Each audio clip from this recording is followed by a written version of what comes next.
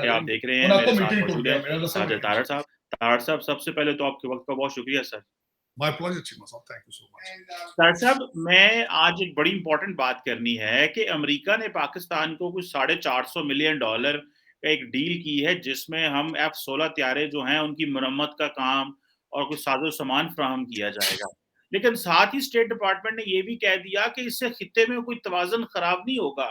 जबकि इंडिया को तो वो इतना असला दे रहे हैं, इतने अरबों डॉलर्स की डील हो रही हैं और जो है वो ऑलरेडी इम्बैलेंस है। एक तो आपसे इस इश्यू पे बात करनी है और दूसरा पाकिस्तान में जो पाकिस्तान की हाई कोर्ट है, उसने इस्लामाबाद हाई कोर्ट ने फैसला किया है कि वो इमरान खान को 2 हफ्ते बाद इंडाइट करने वाले हैं क्योंकि उन्होंने अदलिया की तौहीन की है।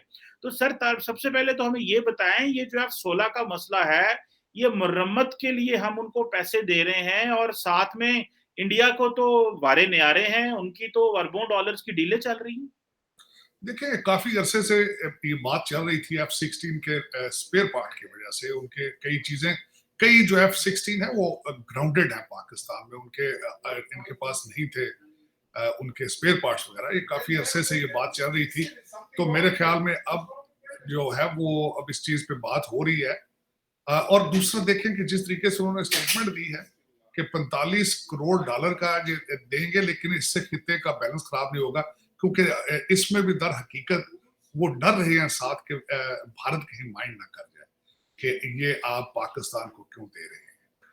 लेकिन ये कि देखें, पाकिस्तान जो अमेरिका की, अगले दिन मैं इस पे एक आर्टिकल पढ़ रहा था कि यहाँ से हाउ दे सी इंडिया और इंडिया के ट्रेड के हालात क्या हैं इस वक्त। और इस वक्त आप सोच नहीं सकते कि इसकी बुनियाद तो ओबामा दौर में रखी गई थी, to recognise India as a partner in that region. और इस वक्त तो एक जो यहाँ पे मार्केट प्लेस में अमेरिकन बिजनेसमैन और सारी गवर्नमेंट उसको क्रिटिकल मार्केट समझते हैं भारत को, कि उसके साथ हमारा डील करना, उसको अपने ऑन बोर्ड रखना, it is crucial for the US American foreign policy और अमेरिका की इकानमी के लिए। और एक और जिसमें वो खासकर मैं समझता हूँ भारत की उनकी फॉरेन पॉलिसी और उनकी वैसे जो लॉबी है बड़ी सक्सेसफुल है दुनिया को ये बताने के लिए कि we are largest democracy on the planet. और दूसरा एक यहाँ पे अगर देखा जाए तो यहाँ पे जो उनकी अमेरिका के अंदर इन्वेस्टमेंट, बल्कि मैं अगले दिन सेम आर्टिकल में मैंने पढ़ा है कि तकरीबन जो भारत की इन्वेस्टमेंट अमेरिका के अंदर है उससे 70,000 जॉब्स क्रिएट की गई है अमेरिका के अंदर। तो वो उनका रिलेशनशिप भारत का अमेरिका के साथ इज वेरी इंपॉर्टेंट, और they are the regional partner. They are lately जिस तरीके से उन्होंने 5th लार्जेस्ट इकोनॉमी बना है Bharat, so they have almost grown to become a mini super power in the area। और आज उन्होंने अपना नया एक शिप कैरियर भी जो है वो भी लॉन्च कर दिया है, और इससे उनकी जो है वो स्ट्रेंथ काफी बढ़ चुकी है। लेकिन बिल्कुल। F-16 ये इस वक्त जो देना, जो मैं देख रहा था पाकिस्तान के हवाले से, कि नॉट ओनली एड के बल्कि ये F-16 के हवाले से बल्कि एड भी दी जा रही है सैलाब के हवाले से। तो हाँ, वो तो उसमें डेलीगेशन पे डेलीगेशन सर अमेरिका से आ रहा है और डीओडी का भी डेलीगेशन आ रहा है एड के वाले से। लेकिन दुनिया कंफ्यूज है चीमा साहब कि आपने आज, बल्कि मुझे सबसे पहले तो अफसोस ये हुआ कि CNN की कवरेज के आज सुबह उनकी एक एंकर सैलाब ज़दा इलाके में गई है, वहां खड़े होकर उसने कवरेज की है, और उसकी स्टेटमेंट ये थी कि मुझे यहाँ पे कोई भी एड वर्कर नजर नहीं आया, चाहे वो हुकूमत की तरफ से हो, चाहे किसी NGO की तरफ से हो। तो इस वक्त दुनिया मदद करना चाहती है, लेकिन आप अपने सियासी जो कॉन्सेप्ट है वही नहीं बंद कर रहे हैं, उससे दुनिया कंफ्यूज होती है। आपका 1/3 पाकिस्तान जो है इज अंडर वाटर। आपके 3 करोड़ 25-30 लाख लोग जो है वो बेघर हो चुके हैं, और उससे दुनिया इस वक्त डर रही है कि वहां पे कोई इस किस्म की बीमारियां ना आगे निकलें, कोई इस तरह के बैक्टीरियाज आपके और इस तरह की चीजें जो है वो दुनिया के लिए एक बड़ा मसला ना बन जाए। लेकिन ये कि वो उस पर क्या देखें, इस वक्त अगर देखा जाए तो पाकिस्तान की गवर्नमेंट की या पाकिस्तान की NGO या आपके सियासतदान जो है उनकी अपनी तवज्जो ही नहीं है इस साइड पे कि वो पाकिस्तान के लिए प्लान कर सके, सोच सके। वो बल्कि दुनिया के लिए दूसरा एक कन्फ्यूजन ये है कि आप इन आफात को अपॉर्चुनिटी के तौर पे इस्तेमाल करते हैं और जो पैसा वहाँ जाता है वो फ़ौरन वापस आ जाता है। तो इस वक़्त दुनिया भी कन्फ्यूज़ है और आपके जो अवान हैं इस्लामाबाद, लाहौर के, उनकी भी कोई तवज्जो नहीं है, बल्कि इस पे जो मुझे एक और मैं अफ़सोस के साथ चीज़ मेंशन करना चाहता हूँ कि ख़ास साहब जब आप बात करें अदालत में पेश हुए हैं, तो उसमें सूबा सरहद के चीफ मिनिस्टर थे। उसमें पंजाब की सारी कैबिनेट वहाँ अदालत के बाहर इकट्ठी थी। जिस तरह उन्हें और कोई काम ही नहीं है। और यही वो पार्टी है कि जब मरियम नवाज़ और नवाज़ शरीफ अदालत में आते थे, तो ये पीटीआई वाले सारे उनको क्रिटिसाइज़ करते थे कि आपको और कोई काम नहीं है, आप अदालत में आ गए। तो आज जब इमरान खान साहब अदालत में पेश हुए हैं, तो 2 सूबों की सारी मशीनरी जो है, वो इकट्ठी होके अदालत के बाहर आ गई है, इंक्लूडिंग सूबा सरहद के चीफ मिनिस्टर। तो इस वक़्त दुनिया आपके आपके साथ क्या करे? आपकी कहाँ मदद करे, कहाँ ना करे? एक अजीब-सा कन्फ्यूज़न है। अभी देखें ये सारा ड्रामा किस तरह एंड अप होता है। आपने बताया है कि कोर्ट ने भी आज, खैर कोर्ट की आज मैंने सारी प्रोसीडिंग के बारे में पढ़ा है, सुना है। काफ़ी चीज़ें उन्होंने मेंशन की हैं। बिलख़ुसूस उन्होंने जिस तरीके से पीटीआई अपने दौर के अंदर जिस तरीके से एक्ट बिहेव करती रही है, उसको भी उन्होंने चीफ जस्टिस साहब ने मेंशन किया। लेकिन कोई सुकून आता नज़र नहीं आता। पाकिस्तान की कोई डायरेक्शन खुल के सामने नज़र नहीं आती। कोई लीडरशिप नज़र नहीं आती। आप मुझे ये बताएँ कि चिश्तिया में खान साहब ने जलसा किया, तो चिश्तिया के आस-पास का सारा इलाका जो है वो सलाब-ज़दा है। लेकिन खान साहब ने वहाँ पे फिर दोबारा जाके जिस तरह के अलक़ाबात यूज़ किए उन्होंने, बिलख़ुसूस मैं समझता हूँ जो उनकी जो ज़्यादा चीज़ें जो की पॉइंट्स हैं उनके स्पीच के चिश्तिया में, एक तो उनका ये था कि जो ला इलाहा का या इस्लाम के मुतरादिफ है कि अगर नून लीग को वोट दिया जाए। उन्होंने फतवा जारी कर दिया। दूसरा, उन्होंने कहा कि मेरी हैसियत बाप की है, तो मैं जब भी क्रिटिसाइज़ करता हूँ बाप की हैसियत से करता हूँ। आई एम सरप्राइज्ड कि अगर आप बाप हैं तो उस दूसरी तरफ नवाज़ शरीफ बाप नहीं है, फिर वो भी बाप, वो उसकी भी पोज़ीशन बाप वाली। और तीसरा खान साहब ने फिर एक्स, वाई, ज़ेड का काम शुरू कर दिया। और बल्कि चीमा साहब मुझे एक और मैं एक कहीं से मैं रिसर्च कर रहा था तो देख रहा था ये एक्स वाई क्या चीज है। एक्स रिप्रेजेंट करता है आपकी स्टैब्लिशमेंट के कर्नल को और वाई रिप्रेजेंट करता है ब्रिगेडियर को। खान साहब कहते हैं ना कि मिस्टर एक्स आ गया है, मिस्टर वाई आ गया है। वाई शायद कर्नल को और एक्स जो है वो ब्रिगेडियर को। I'm not mistaken, मैं कहीं से पढ़ रहा था ये चीज। लेकिन ये कि खान साहब फिर दोबारा वो उसी डगर पे चल पड़े हैं। आज खान साहब ने अदालत में 2 दफ़ा बोलने की कोशिश की है कि मुझे बोलने का मौका दिया जाए। लेकिन उसमें खान साहब को ये नहीं पता कि आपका वकील जब आपको रिप्रेज़ेंट कर रहा हो, तो वो आपकी ख्वाहिशात और आपके डिफेंस में बोल रहा होता है, वो आपकी मर्ज़ी से बोल रहा होता है, आप जो उसको बताते हैं वही बोल रहा होता है। तो ये काफ़ी कन्फ्यूज़न है आज चीमा साहब अगर देखा जाए, तो तो कोई there is no relief in sight. इसमें आप बहसीत कौम किसी और डायरेक्शन पे है, आपका अपने आफात के ऊपर, अपने मुसीबतों के ऊपर नज़र नहीं है, आप उनकी तरफ देखना भी नहीं चाहते जो लोग बेरोज़गार हैं, जो आप उजड़ चुके हैं सैलाब की वज़ह से। आप उनको देखना भी नहीं पसंद करते। आप देखें ना, सीएनएन कवर कर रहा है, लेकिन आपके लोग जो हैं वो सिर्फ़ अपने आपके म्यूज़िकल कॉन्सर्ट्स को कवर कर रहे हैं।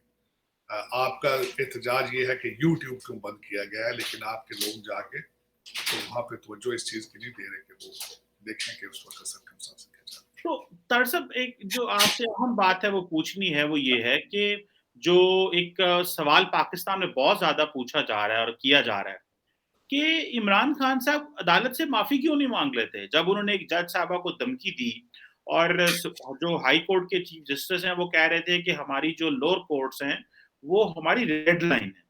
तो वो माफ़ी क्यों नहीं माँग लेते और वो क्यों इस बात पे ज़िद हैं कि मैं माफ़ी नहीं माँगूँगा, 2 दफ़ा मौका दिया है, बल्कि बहुत ज़्यादा मौका दे दिया गया है इमरान खान को और ये कहा जा रहा है क्योंकि इमरान खान बड़े पॉपुलर हैं, तो उनको सज़ा नहीं दी जा सकती। तो तार साहब, ये जो माफ़ी ना माँगना, क्या खान साहब की ज़िद है या कि वो समझते हैं कि अवाम के सामने उनका एक कमज़ोर कैरेक्टर जाएगा, तो इसलिए माफ़ी मैं नहीं माँगूँगा और मैं अड़ा रहूँगा और आप वैसे देखते हैं कि अदालतें इमरान खान को सजा भी दे सकेंगी या सिर्फ ये गरीब आदमी को ही सजा मिलेगी पाकिस्तान? नहीं, मेरे ख्याल में खान साहब को, देखिए मेरा जो एक्सपेक्टेशंस है, खान साहब अब माफी मांग लेंगे, खान साहब भी माफी मांग लेंगे, पूरे तरीके से मांगे ना मांगे लेकिन थोड़ी बहुत मांगेंगे, और अदालत भी रिलीफ देने के मूड में है, क्योंकि आप उन्होंने कहा है कि आज मैंने प्रोसीडिंग में देखी है, अदालत का मूड है कि अगर ये माफी मांगे, अपने आप को अदालत के रहमो करम पर आप सरेंडर करें तो वो उनको रिलीफ दे देंगे।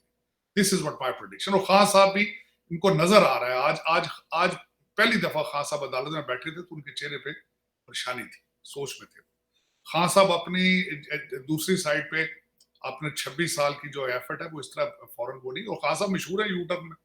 खान साहब के बारे में मैंने आपको कहा था, खान साहब का दो ही तरीकाकार है एज अ प्लेयर, वो मुसलसल स्ट्रॉन्ग बॉलिंग कराते रहते हैं और देखते रहते हैं कि कब वो बैकफुट पे जाए।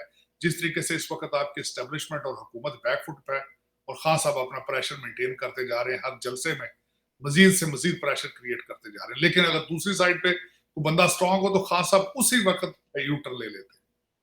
इस वक्त खान साहब ने बिल्कुल आज असेस कर लिया अदालत का मूड, आप देख लेंगे अगली दफा खान साहब माफी मांगे, क्योंकि उसके और मेरे ख्याल में, क्योंकि खान साहब ने ज्यादतियां अब कई दफा रेड लाइन क्रॉस की है। आप खान साहब रेड लाइन क्रॉस करके काफी आगे जा चुके हैं, लेकिन अफसोस की बात यह है कि इस वक्त खान साहब को समझाने वाला कोई अदारा नहीं है। दूसरी एक चीज मैं ये जरूर कहूंगा, अब आहिस्ता आहिस्ता इनके जो इनका साथ खड़े लोग हैं वो अपना अपने आप को बचाने की कोशिश कर रहे हैं। जिस तरह आरफ अलवी साहब, मेरी इंफॉर्मेशन के हिसाब से आरफ अलवी साहब निगोशिएट करा रहे थे कई चीजें, और उसके बाद जब खान साहब ने फैसलाबाद में ये जो इतनी सख्त स्टेटमेंट दी थी, आरफ अलवी साहब उसी वक्त साइड पे हट गए थे। उसके बाद कुरैशी साहब घबराए हुए थे उस दिन टीवी पर जब वो नहीं जवाब दे सके, और उसके बाद खासकर परवेज लाई साहब छोड़ते जा रहे हैं। परवेज लाई साहब ने जामिया अशरफिया की जो मदरसे में खड़े होकर बाजवा साहब की इस्लामिक सर्विसेज पे जब तकरीर की है, तो वो टोटली खान साहब को पसंद नहीं आई वो, लेकिन उन्होंने फौरन इनके साइड लाइन हो गए हैं फौरन। इस तरह खान साहब को कई सिग्नल जा रहे हैं, और इस वक्त बल्कि जो खान साहब की चिश्तिया में के अंदर स्पीच थी, वो भी नर्वसनेस और बौखलाहट की अलामतें उसमें से नजर आ रही थी, क्योंकि पंजाब में चीजें काफी हद तक मैच्योर हो चुकी हैं। कई एमपीए इनको छोड़ने के लिए तैयार हैं। अगर आज गवर्नर पंजाब दोबारा इनको वोट ऑफ कॉन्फिडेंस के लिए बुलाए तो मेरे ख्याल में 22 से 25 एमपीए जो है वो वोट डालने नहीं आएंगे और हुकूमत गिर जाएगी। बल्कि यहाँ तक डिसाइड कर लिया गया है कि अगला चीफ मिनिस्टर कौन होगा, और उसका फैसला नवाज शरीफ साहब इस दफा करेंगे। हमजा शहबाज शरीफ नहीं होंगे इस दफा कोई और होगा, और decision will be made by Nawaz Sharif, not by the Shahbaz camp और मरियम नवाज कैंप। तो उसमें कई चीजें चेंज हो रही हैं, लेकिन जो मेरा सबसे बड़ा, जो इस वक्त हम वॉशिंगटन डीसी में बैठ के जो मेरा सबसे बड़ा कंसर्न है वो चीमा साहब ये है कि सैलाब के बारे में आप सीरियस नहीं, और ये बहुत बड़ा तूफान है, छोटा सा नहीं है। 2010 में जो तूफान आया था ये उससे ज्यादा, उसमें 2 करोड़ लोग बेघर हुए थे। इस वक्त आपके उससे ज्यादा है, उससे डबल है ऑलमोस्ट आपके जो लोग इस वक्त अफेक्टेड हैं, लेकिन आपको सैलाब नजर नहीं आ रहा। दुनिया परेशान है, यहां तक यूनाइटेड नेशंस के सेक्रेटरी जनरल जो है वो पाकिस्तान के दौरे की तैयारी कर रहे हैं। अब वो पता नहीं इमरान खान को सपोर्ट करने आ रहे हैं या सैलाब को देखने आ रहे हैं, क्योंकि खान साहब की लॉबी फर्म जो है उनके बड़े अच्छे रिलेशनशिप है उनके साथ। अब ये नहीं पता कि वो क्यों जा रहे हैं, और आपको यहाँ पता होना चाहिए यहाँ से अब इस वक्त कुछ कांग्रेसमैन, जिसमें शीला जैक्सन है जो इस वक्त वो पाकिस्तान के दौरे पर है, और भी कई इस तरह के लोग जा रहे हैं पाकिस्तान की तरफ। लेकिन वो क्यों जा रहे हैं? क्योंकि उनको सैलाब नजर आ रहा है कि कितनी बड़ी आफत आई। लेकिन आपका जो एक अमीर तबका जो लाहौर से इस्लामाबाद के दरमियान है सारा, उसको कुछ नजर नहीं आ रहा, वो देखना ही नहीं चाहते सैलाब की तरफ, क्योंकि वो उनकी आंखों पर खान साहब ने पट्टी बांध दी है और कान उनके बंद कर दिए, और उनको खान साहब को ये खतरा है कि अगर मैं अपना ये मोमेंटम रोकूंगा तो शायद मेरी पॉपुलैरिटी खत्म ना हो जाए, लोग किसी और चीज में बिजी ना हो जाए। खान साहब का ये खौफ और खतरा जो है वो उनको इस चीज पे आमादा नहीं कर रहा, और उनके आसपास जो लोग हैं वो भी यही कहते हैं। और उसमें एक और जो चीज मेरी नजर में चीमा साहब, उसमें जो फुर्तियां खान साहब दिखा रहे हैं, खान साहब कहते हैं कि अगर सितंबर के महीने के अंदर अंदर कुछ ना हुआ तो फिर Khan Sahab will miss the train, वो जो आर्मी चीफ के डिसीजन के हवाले हवाले से। तो खान साहब को वो भी खदशात हैं, खौफ है, और वो भी डरा रहा है उनको। तो वो उसमें वो जो खान साहब मजीद अग्रेसिव टू मोर अग्रेसिव नजर आते, आप देखेंगे कि सितंबर के लास्ट वीक तक Khan Sahab will either you know either आर या पार हो जाएगा, आप देखेंगे। This is very crucial month for Pakistani politics. लेकिन सैलाब के हवाले से जो है वो इंतहाई अफसोसनाक है, और सबसे ज्यादा अफसोसनाक ये है कि दुनिया देख रही है बाहर से बैठ के कि पाकिस्तान के साथ क्या किया जाए। कुछ लोग कंफ्यूज हैं कि पाकिस्तान को पैसे दिए जाए तो वो असली जगह पे पहुंचेंगे नहीं, वो फौरन दुबई और लंदन चले जाएंगे। और जो भी और मैं उन लोगों के साथ हूं, क्योंकि मैंने देखा है आपने जिस तरीके से जलजले के पैसे खाए, आपने जिस तरीके से कोविड के पैसे आपने खाए, पाकिस्तान पैसे जाते हैं लेकिन वो इस्लामाबाद से बाहर नहीं निकल सकते। मेरा भी तो उन्हीं के साथ ख्याल है, क्योंकि मैं भी माजी के कई आफात देखी हैं पाकिस्तान में। यहाँ से पैसे जाते हैं तो आपके मुख्तलिफ डिपार्टमेंट जो है उनके हेड्स हैं, जो कुछ है उसको खा पी के तो साइड पर जाते हैं। बिल्कुल सही है। तार साहब एक और बात बताएं कि जिस तरह आपने कहा कि यूएन के जनरल सेक्रेटरी आ रहे हैं पाकिस्तान में, इंडिया में तो बांग्लादेश की वज़ीर-ए-आज़म आई, इंडिया को उन्हें उनको 9-10 अरब डॉलर का कंसेशनल लोन दिया। ये हमने नोट किया है कि कुछ अरसे से पाकिस्तान में कोई ग्लोबल लीडर या रीजन का लीडर कभी को आया नहीं है। जब भी पाकिस्तान में लोग आते हैं या वो कि अफसोस करने नहीं आ रहे ना, पंजाबी सीधी गल करिए, इज़हार हमदर्दी करने हमारे साथ आ रहे हैं। तो ये जो बैलेंस है ये तो बहुत ज़्यादा खराब हो गया है कि हमारे पास लोग अफसोस करने आ रहे हैं या वैसे हम डिसएंगेज हैं, जो कि बिलावल भुट्टो साहब कहते हैं, और इंडिया में बड़े पैमाने पे जो है वो लोग जो हैं वो बड़े लीडर्स आ रहे हैं। ये क्या पाकिस्तान को अब इंडिया से कंपेयर करना बंद कर देना चाहिए? क्योंकि हालात जो हैं वो तो नज़र आ रहे हैं कि हम तो उस कैटेगरी में कहीं फॉल नहीं कर रहे। और एक जो बात मैं आपसे सवाल करना चाहता हूँ कि नरेंद्र मोदी साहब ने और शेख हसीना साहिबा ने वहाँ पे ये कहा कि हमें 1971 की जो फोर्सेस हैं उनका पीछा करना है और उनका मुकाबला करना है। लेकिन पाकिस्तान से कभी किसी लीडर ने जवाब नहीं दिया।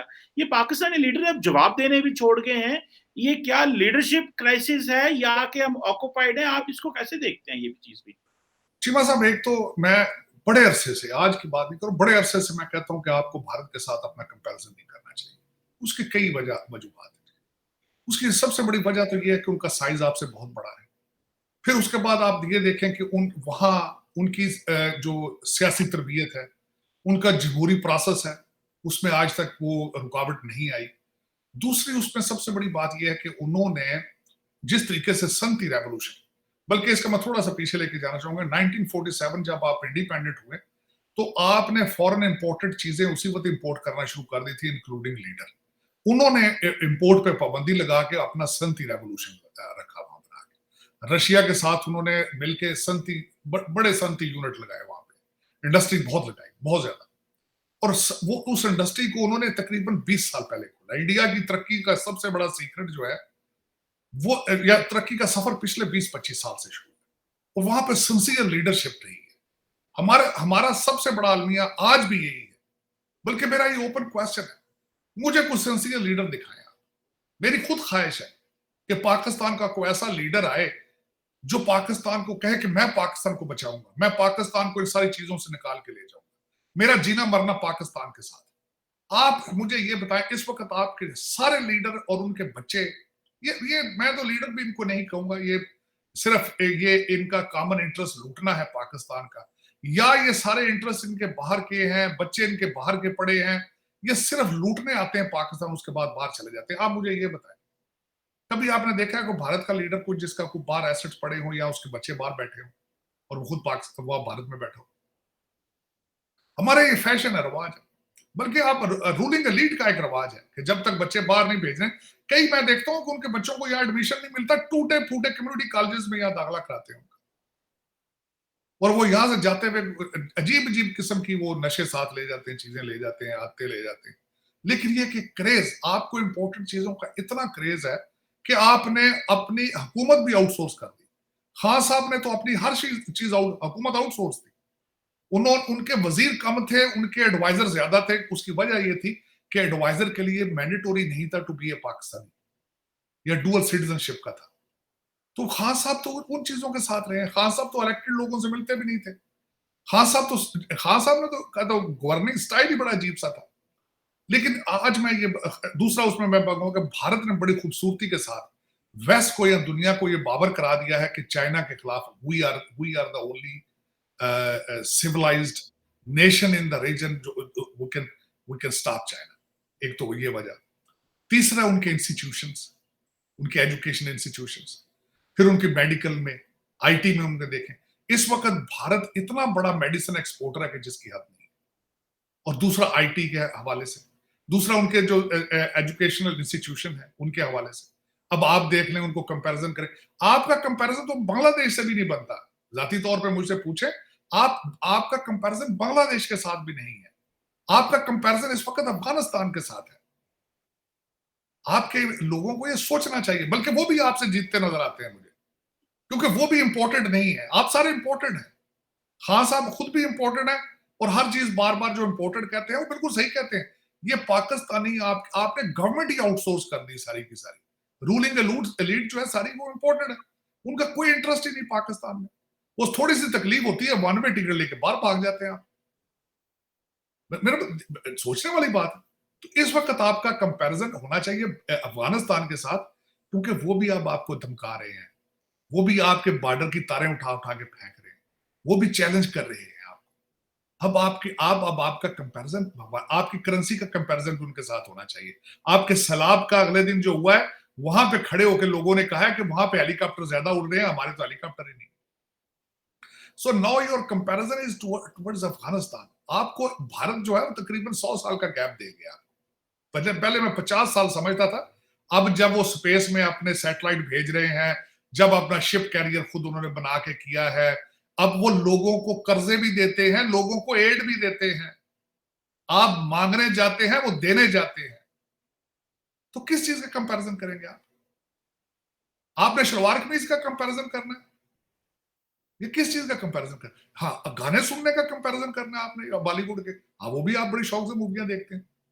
लेकिन किस चीज का कंपैरिजन? अब मुझे को देख के बताए ना पता है कि ये फलां चीज का कंपैरिजन हम करेंगे।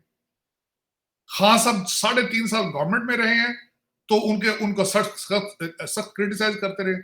जब हुकूमत से निकले हैं तो डॉक्टर जयशंकर के गीत गाने शुरू कर दिए उन्होंने। और कंपैरिजन देखें किस खूबसूरती के साथ बेवकूफ बनाते हैं। कहते हैं उनकी फॉरेन पॉलिसी देखें। ओ खुदा का नाम हो, पैसे देने जाते हैं, चीजें खरीदने जाते हैं, आप पाओ में रगड़ रगड़ के मांगने जाते हैं। एक कस्टमर का और मांगने वाले का कंपैरिजन नहीं किया जा सकता चीमा साहब। हाँ साहब को ये किसी ने बताया नहीं है, कौम को बेवकूफ बनाते हैं। मैं कई दफा मैंने आपको कहा है कि आपके लीडरान या आपके ये जितने रूलिंग एलीट है, ये बाहर बैठती होगी लोगों के साथ, क्या डिस्कस इन्होंने करना है? डिस्कस करते होंगे, हाँ यार पैसे दो, मेरे उधर इंग्लैंड में मेरा प्रोजेक्ट, मेरे मकान के कंस्ट्रक्शन शुरू हुई हुई है, तो उसमें मेरे बच्चे की ट्यूशन फीस के लिए पैसे दे दे। क्या करते हो? एक्सपोर्ट, आपका एक्सपोर्ट क्या है? लोग सियालकोट के फैसलाबाद के इंडिविजुअल बेसिस पे एक्सपोर्ट कर रहे हैं चीजें, हिम्मत है उनकी। उसकी वजह यह है कि आपकी बिजली इतनी महंगी हो चुकी है कि आपने आज तक किसी इंडस्ट्री को सब्सिडी दी नहीं है। आप अपनी एक्सपोर्ट को बढ़ाना चाहते ही नहीं है। मेरा चैलेंज है इस वक्त, कोई भी लीडर आपको road map to the economy की सक्सेस के लिए वो दे रहा है रोड मैप? नहीं। हाँ, सब जहां जाते हैं कहते हैं मैं तबलीग करने आया हूं, मैं बताऊंगा जिहाद किस तरह करना है। हाँ, सब लोगों को ये भी बताएं कि पैसा कमाना किस तरह है, आगे मुस्तकबिल में खाना किस तरह खाना है। आपकी ट्वीटों के साथ लोगों के पेट नहीं भरेंगे। आप बार बार ला इलाहा इल्लल्लाह का मतलब समझाते हैं और वो भी चेंज कर लेते हैं बार बार।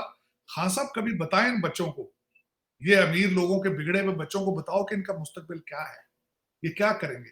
डीजे भट्ट इनका लीडर आपने बना दिया है। इसके बगैर इनको बताएं कि कोई इंस्टीट्यूशन, किसी अच्छे से स्कूल की फाउंडेशन रख लें। खान साहब ने 400 कनाल जो जमीन ली है वो अपना बहुत बड़ा इस्लामिक एक इंस्टीट्यूशन बनाने के लिए, वहां पे अल कादर यूनिवर्सिटी, 35 स्टूडेंट, 32 या 35 स्टूडेंट है वहां। बस इसमें देखो, एक जितना अरसा कौम को आप धोखा दे सकते हैं दें, आप मर्जी से दें।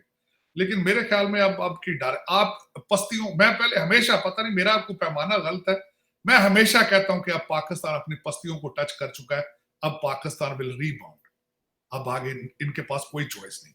लेकिन आपने पस्तियों की भी नई डेप्थ जो है वो डेफिनेशन निकाल ली है। देखिए, सूबे अलग कर दिए, सूबे आईएमएफ को डायरेक्ट लेटर लिख दें, सूबे इंटरनेशनल नहीं, सूबे फेडरल गवर्नमेंट के साथ काम नहीं करना चाहते। इससे मजीद पस्ती क्या टच करेंगे आप?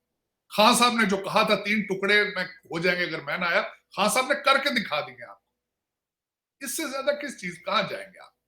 इसके इससे आगे जाने के मैं हमेशा अगर गलत साबित होता हूं, पता नहीं, मैं कई दफा मैंने कहा कि इससे नीचे कहां जाएंगे आप, लेकिन आप हमेशा उससे भी नई चीजें जो है वो ढूंढ लेते हैं। पस्तियों में आप पस्तियों से भी पस्ती नीचे जाने के लिए आप पता नहीं, अब अल्लाह ताला ही है, कोई आपको कोई करिश्मा करके दिखाए, मोजा दिखाए, क्योंकि वरना आपने खान साहब ने भी एडमिट किया कि जी मैं मक्का मदीना जाता हूँ तो पाकिस्तानी बहुत है। आज हाँ, मक्का मदीना से मुझे याद आया कि मदीना के अंदर जो पाकिस्तानी पकड़े गए थे सबको 5-5 6-6 साल सजा हो गई। किसी ने आज तक कहा है पीटीआई वाले ने हम उनके बच्चे पालेंगे या हम आपको अपील करते हैं उनसे? उनका नामो निशान ही कोई नहीं आज।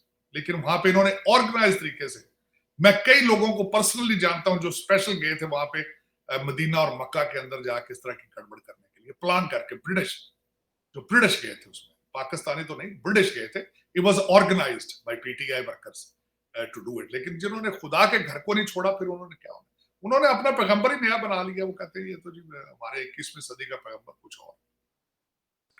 चीमा साहब, लेकिन ये को अच्छी खबरें आ रही हैं ना जा रही हैं पाकिस्तान की तरफ। इस वक्त जो है वो आपकी बिजली महंगी, पेट्रोल महंगा, बाहर से पैसे आ रहे हैं, तो आईएमएफ के पैसे ये भी मेरे ख्याल में असली जगह पे नहीं पहुंचेंगे, क्योंकि आपके रूलिंग एलीट के कई प्रोजेक्ट लंदन में, दुबई में, टोरंटो में रुके पड़े हैं, वही उनसे सॉल्व होंगे। इसके अलावा इसका कुछ भी नहीं। वो आज मैं देख रहा था कि यूएई के जो लीडर हैं उन्होंने पैसे जो हैं वो पाक आर्मी को दिए हैं, हुकूमत पाकिस्तान को नहीं दिए। तो ये भी एक तकसीम चल रही है कि जी पैसा जो है वो फ़ौज के अकाउंट में गया है और हुकूमत जो है वो अपने अलहदा रिलीफ चला रही है, अदारे जो हैं वो अलहदा रिलीफ चला रहे हैं। तो अल्लाह करे कि ये पैसा वो जो आप बार-बार कहते हैं सही जगह पे लगे। चीमा साहब, मैं खुद एक ग्रुप का हिस्सा हूँ यहाँ पे जो पैसे पाकिस्तान भेजना चाहता है। पाकिस्तान पैसे भेजना चाहता है और उसमें उस ग्रुप में से अगले दिन डिस्कशन यही हो रही थी कि शहबाज गवर्नमेंट को दिए जाएं या आर्मी को दिए जाएं, और मेरा भी उसमें वोट यही था कि आर्मी को दिए जाएं। और बल्कि हमने यहाँ तक डिसीजन किया है कि हम में से कोई एक इंसान बंदा जाके वो पैसे पाक आर्मी के हाथों में देख रहा है, क्योंकि हमें खुद खदशा है कि वो पैसे असली जगह नहीं पहुंचे। जी, बिल्कुल सही कह रहे हैं कि वो पैसे असली जगह नहीं पहुँचेंगे और ये हर शख्स को ये क्रेडिबिलिटी जो है वो खो गई है कि बाकी लीडर्स के ऊपर करप्शन के केसेज़ हैं, इमरान खान साहब जो हैं उनके ऊपर भी फ़ॉरेन फंडिंग के केसेज़, उनके इर्द-गिर्द जो लोग हैं उनके ऊपर भी केसेज़ हैं और क्रेडिबिलिटी बहुत बड़ा इश्यू है, तो पैसा भेजें तो किसको भेजें? ये ज़ाहिर बात है एक चैलेंज है और ये लगता है कि ये चैलेंज अगर ये मुसलसल जो कोर्ट्स फैसले कर रही हैं फॉरेन फंडिंग के हवाले से ये इमरान खान के खिलाफ आता है, तो हमेशा-हमेशा के लिए एक पाकिस्तान के तमाम लीडर्स के ऊपर एक क्वेश्चन मार्क लग जाएगा कि इनको पैसे ना दें। जिसका ज़ाहिर बात है अल्टीमेटली जो नुकसान है वो पाकिस्तान को ही होगा। थैंक यू वेरी मच तार साहब sir for your time and for your valuable opinion sir. बहुत मेहरबानी। Thank you. पाकिस्तान